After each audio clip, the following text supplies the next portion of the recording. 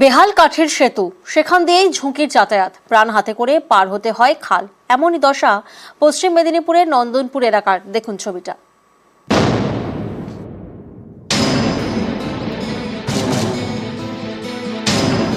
পশ্চিম মেদিনীপুরের দাসপুর ১ নম্বর ব্লক। এখানেই নন্দনপুর ২ নম্বর গ্রাম পঞ্চায়েত। পাশ দিয়ে বয়ে গিয়েছে ভসরার খাল। এর উপরেই কাঠের সেতু, একেবারে নড়বড়ে। কাঠের সেতু জায়গায় জায়গায় ফাঁকা, একবার পা সেখানে পড়লেই বিপদ। ব্রিজের দুপাশে কোনো রেলিং নেই, প্রতিদিন খাল পেরোতে হয় প্রাণের ঝুঁকি নিয়ে। মানুষ আহত হচ্ছে, পড়ে যাচ্ছে, কিন্তু পোল হচ্ছে নি। রাত্রের ভিতরে লোক চলতে পারছে নি ভয়ে, এর জন্য কোথাও কেউ কিছু করতে পারছে নি। স্থানীয় প্রশাসন বা পঞ্চায়েতে জানিয়েছেন?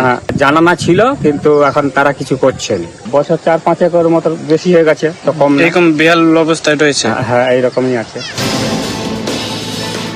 খালের একদিকে পশ্চিম মেদিনীপুরের নন্দনপুর, আরেকদিকে পূর্ব মেদিনীপুরের খুকুরদহ। এক জেলা থেকে আরেক জেলায় সহজে যাতায়াত করতে বড় ভরসা কাঠের সেতু। প্রতিদিন আশপাশের বেশ কয়েকটি গ্রামের বাসিন্দারা যাতায়াত করেন। স্থানীয়দের অভিযোগ, ৫ বছর ধরে দুর্ভোগ চলছে। পঞ্চায়েত অফিসে বারবার জানিয়েও কাজ হয়নি, তাই ভয়ে ভয়ে পেরোতে হয় ব্রিজ। অনেক পাক হাত মেয়ে মানুষ সব পড়ে গিয়ে ডুবাডুবি হয়ে হাজার উপরে পড়ে গিয়ে অনেক ক্ষতি হয়েছে। পোলটা যাতে হয় সেই চেষ্টা করুন।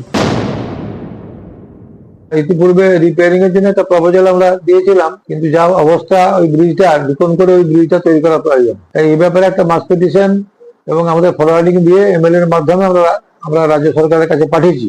দেখা যাক, অনুমোদন পেলে তবে আমরা করতে পারবো। রিপেয়ারিং এর ব্যাপারে গ্রাম পঞ্চায়েতের প্রধানের সঙ্গে যোগাযোগ করছি। আমাদের ফান্ড পারমিট করলে নিশ্চয়ই আমরা উদ্যোগ গ্রহণ করবো।